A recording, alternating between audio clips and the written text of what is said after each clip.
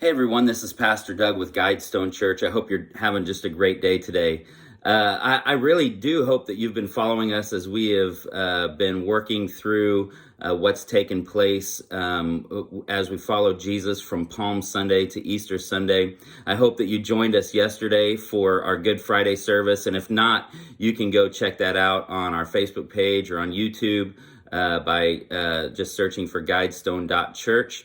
And of course, we really hope that you'll join us for our Easter service tomorrow at 10 a.m. Pacific time. That is just going to be a great celebration. We can't wait to join with you. You can go to our website if you'd like to, Guidestone.Church, at about that time, and click on Watch Next Live Event, and that'll pull that up for you on our church online platform. So again, we've been following Jesus along, and it's been such an incredible thing to see what has happened, what's transpired as we've walked with Jesus towards the cross. And of course, yesterday on Good Friday, we saw him as he was crucified and buried. And it's interesting just to note that Nicodemus and Joseph of Arimathea, both who were men that were part of the Sanhedrin, decided that, they had been kind of closet followers of Jesus. And once he passed away, it must have done something in their spirit, because they come out of hiding and take the body of Jesus. And I think this is a good time for us to kind of think through that as well. Maybe we've been a little bit of closet followers of Jesus. I can remember a time in my life where, I thought that maybe if I told other people that I was a Christian, maybe they would think of me differently. And come to find out, as I've stepped out in my faith, I think one of the amazing things that has transpired is that it didn't matter. Some people might think differently of you. Some people might, think less of you. There may be some thoughts of a weak-mindedness or things like that. But what I've come to find out is a relationship with Jesus trumps all of that, and there's no reason to not be just out in a public way saying that you're a Christian. And I find that my relationship has grown so much more with Jesus and with other people when I have been able to get closer to Jesus and been able to tell them about why I live the life that I do, if I tell others about that. And so as we move from this realization that, certainly these two coming out of hiding and taking the body of Jesus led to this Holy Saturday, where we find Jesus in the tomb. And, we call this the great rest, the great Sabbath, because it was on a Sabbath day that Jesus was laid to rest, or was resting in the tomb, laid to rest on Friday. And I think that there's some powerful things that we can kind of take from that. One, obviously, when God was finished with creation, he rested, and Jesus, being laid in the tomb, had his final rest as a human being in the way that we know it now. But there's something in the middle of a story.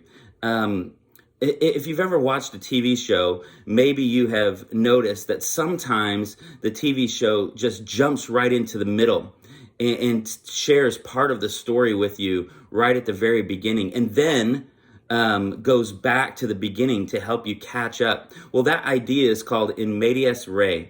And the concept is that it means into the midst of things. And sometimes I think that we get into the middle of a story and we think that is the story. And we find in our own lives, the dark times. In fact, most people, when they find themselves in a dark place, they really begin to want to make decisions. They want to fight their way out. And my experience has told me with Jesus Christ and my relationship is this is actually a time to step back and weigh what is actually happening.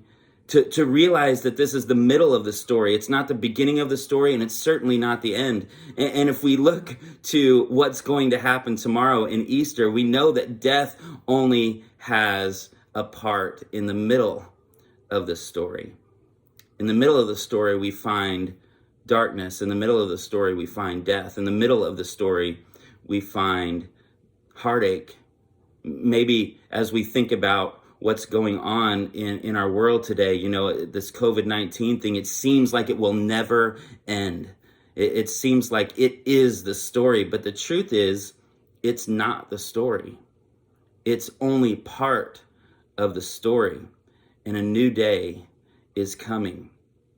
And that's that new day that we have to look to as people that can look backwards at the life of Jesus Christ. You can imagine what the disciples may have been thinking on Saturday, the people that have followed Jesus. I mean, everything is in chaos. Everything feels empty. There's a void. It's almost like there's something going on. Because when we hear the terms chaos and void and darkness, we have to think back to Genesis, don't we? Because in the beginning, God created the heavens and the earth. And while when he first started in the very beginning of Genesis, those are the words that we hear, that there was chaos and that there was void, and he hovered over the darkness. This is where we're going to begin our story tomorrow morning as we go to our Easter celebration. But my point is that wasn't the end of the story. That was just the beginning in creation. And just maybe when we think all is dark and there's too much chaos and there's too much emptiness or there's too much of a void, maybe what we need to do is consider the character of God. God is one that orders the chaos, that fills the void, and that brings light to the darkness. We see it in the beginning.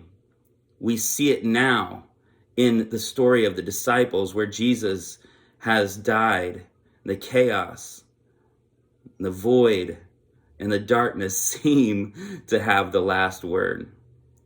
And maybe you've experienced something like this, where you felt chaotic. You felt like there was a void or an emptiness. Maybe it's even in relationship to God. Maybe you felt like you were going through the darkness. And my encouragement to you today is just to remember that this is the middle of the story. Don't be discouraged. Take heart. Just make sure that you have the hope that you can have in a relationship with Jesus Christ.